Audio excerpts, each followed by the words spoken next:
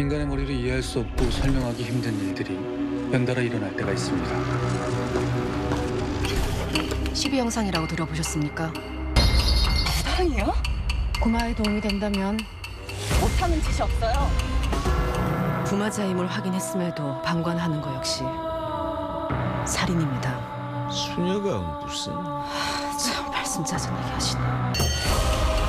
수녀님, 이번 구마의 원칙은 단 하나. 수단과 방법을 가리지 않는다. 너의 더러운 영들아, 당장 떠나거라. Thank you so much for coming out tonight. Raise a glass and toast to all of you beautiful. Anna said there was a man outside. You followed me home from the Whitbury event. Why did you follow me home from the party? Or do you only remember when it's convenient? I don't remember.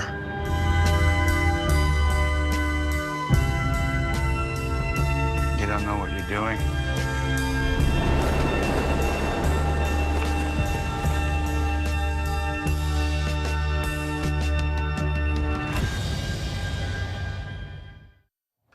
네, 긴 설 연휴의 시작 시네멘터리 시간입니다. 이주영 위원 어서 오세요. 네, 안녕하십니까? 네, 우선 오늘 이번 주 흥행 순위부터 좀 짚어볼까요? 네, 그러시죠. 1월 넷째 주가 됐네요, 벌써. 네. 금요일 박스오피스 순위부터 보시겠습니다. 먼저 1위부터 5위까지입니다. 5년 만에 돌아온 코믹 액션 히트맨2가 박스오피스 1위로 데뷔했습니다. 하얼빈은 한 달 만에 1위를 내줬는데 현재까지 456만 관객이 들었네요. 3위 서브스턴스는 그야말로 역주행을 펼치고 있습니다.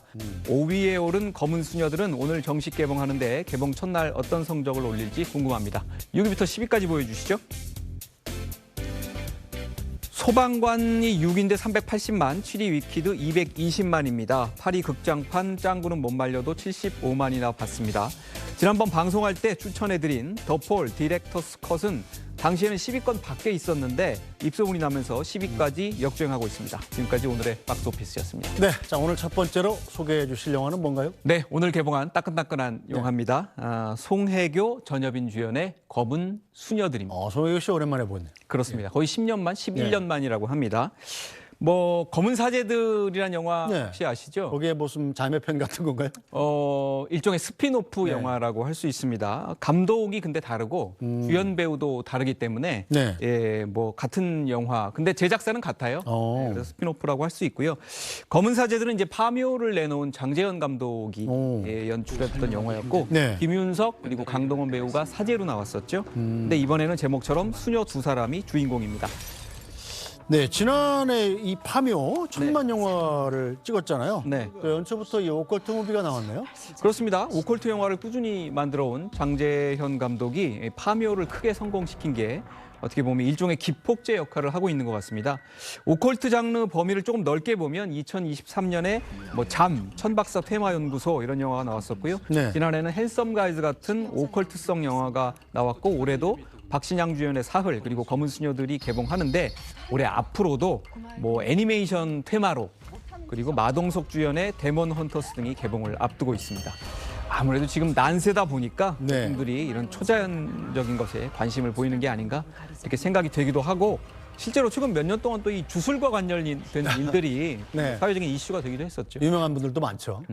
자, 이 검은 수녀들 어떤 내용인가요? 줄거리는 뭐 간단합니다. 한 남자 아이에게 귀신이 들렸습니다. 악령이 씌운 거죠. 구마사제를 기다리자니 이 아이가 죽게 생겼어요. 그래서 이제 신부이자 의사인 바오로라는 사람이 정신병이다. 이건 치료로 낫게 할 수 있다고 주장하지만 송혜교가 연기하는 이 터프한 수녀 유니아는 이대로 놔두면 죽는다고 하면서 미카엘라 수녀를 설득해서 함께 구마의식을 벌이고 과거 동료 수녀였던 무당까지 불러서 파묘 같죠? 파묘도 무당이 나오잖아요. 예. 악령과 맞선다는 그런 이야기입니다. 검은 사제들에서 큰 틀을 유지하면서 신부는 수녀로 바뀌고 박소담이 연기했던 여성 부마자는 남성으로 바뀐 건데요. 사실 근데 실제 카톨릭 전통에서는 구마의식은 서품을 받은 사제만 할 수 있다고 하네요. 근데 여기서 이제 수녀가 구마의식을 하죠. 송혜교 씨 얘기 한번 들어보시겠습니까? 그래서 이제 수녀님들 만나서 얘기도 좀 많이 듣고 저도 이제 수녀님들 만나 뵙기 전까지는 되게 좀 이런 걸 좋아하실까 좀 싫어하실 수도 있으시겠다라는 걱정을 했는데 너무나 유쾌하게 대답을 해주시더라고요. 나중에 완성되면 우리랑 다른 또 수녀 보러 가야겠네. 네, 자 솔직하게 연휴에 좀 한번 볼만한 영화입니까? 네, 아주 솔직하게 말씀드려서 파묘를 기대하시고 가면 안 될 것 같습니다. 하지만 연휴 영화 라인업 중에 네. 오컬트 영화니까 상당히 이 장르적인 강점이 좀 있을 것 같고요. 네. 독특하다는. 그리고 송혜교 배우가 연기하는 이 터프한 수녀의 매력도 있어서 대중 영화라서 일정 수준의 오락성은 보여준다. 이렇게 말할 수 있을 것 같습니다. 네, 자 그렇군요. 다음 영화로 가볼까요? 메모리라는 제목의 영화군요. 반도체 영화인가요? 아닙니다. 아닌가요? 예. 아주 독특한 러브 스토리입니다. 죄송합니다. 제가 약간 교양이 떨어져서. 네. 여자 주인공 역을 맡은 이제 제시카 차스테인이라는 배우는 칸 영화제에서 아카데미에서 여우주연상을 받은 다음에 한참 주가가 올라 있을 때 이 독립 영화를 차기작으로 선택을 했어요. 그리고 남자 주인공을 맡은 피터 사스가드는 이 영화로 베니스 영화제 나무주연상을 받았습니다.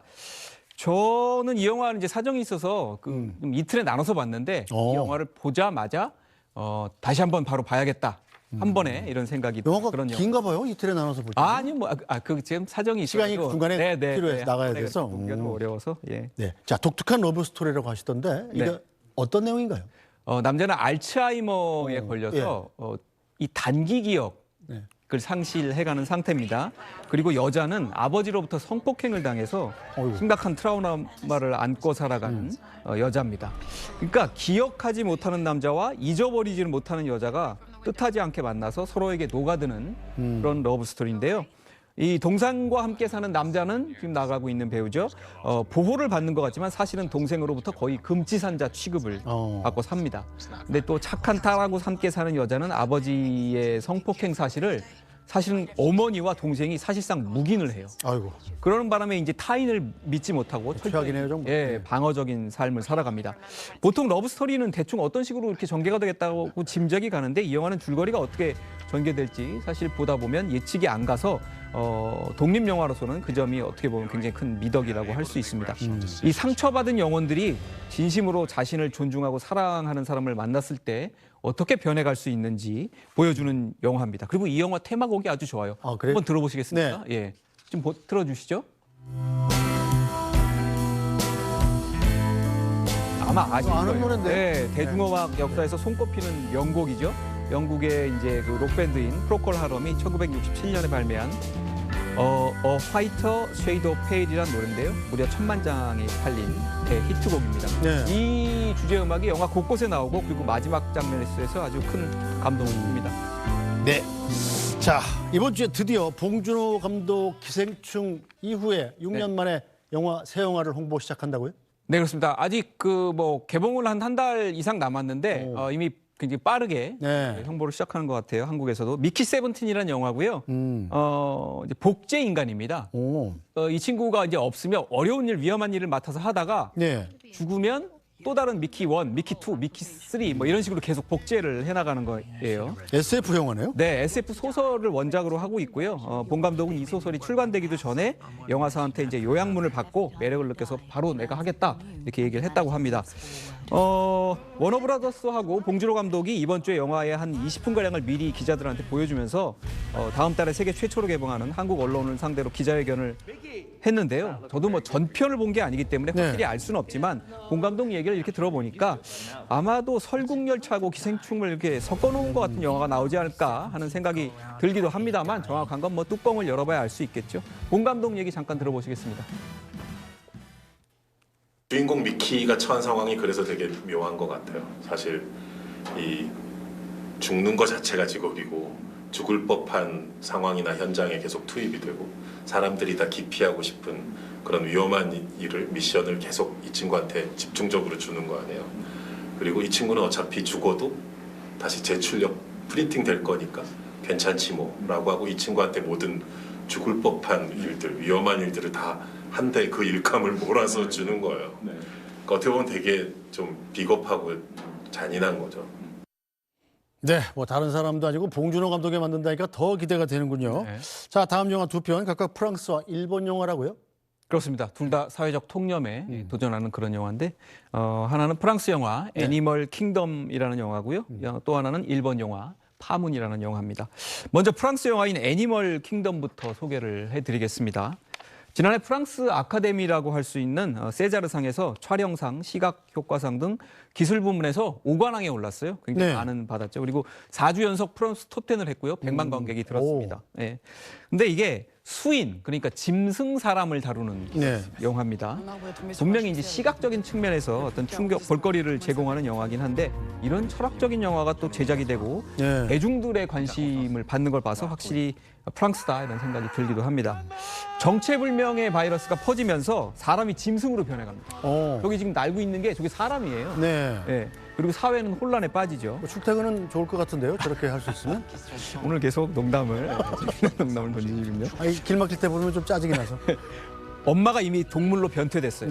그리고 이제 아들도 서서히 짐승으로 변해갑니다. 저 밑에 있는 게 아들인데요.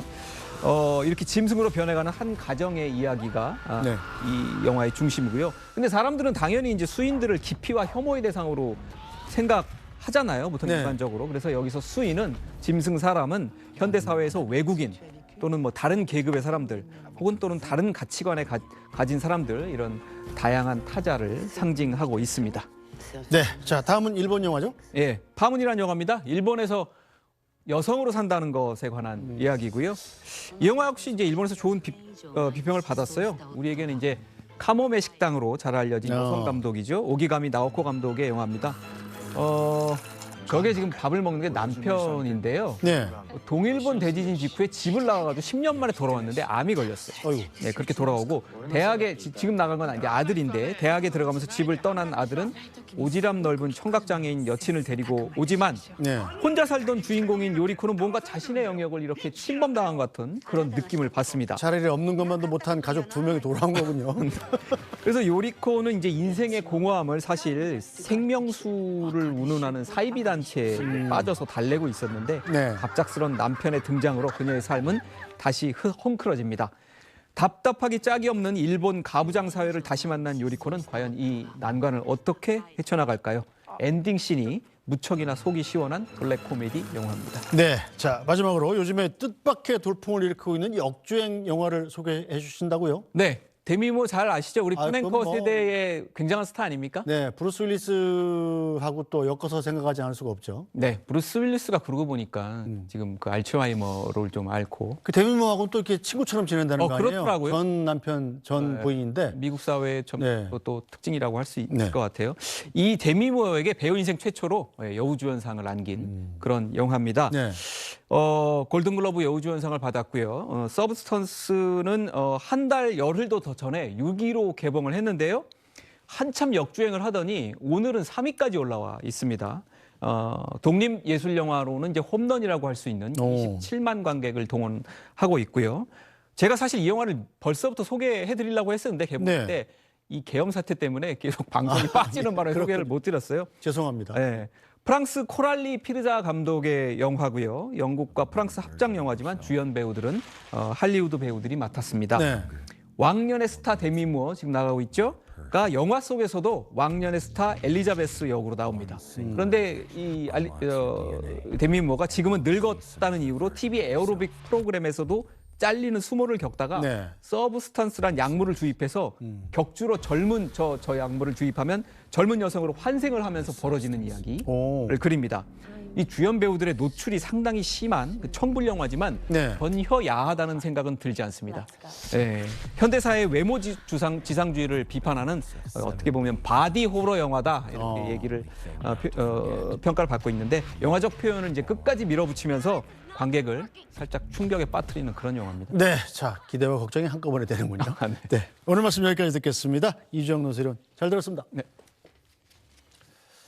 네, 오늘 뉴스 브리핑은 여기서 모두 마치겠습니다. 긴 설 연휴 행복하고 안전하게 지내시고 저희는 금요일에 뵙겠습니다. 고맙습니다.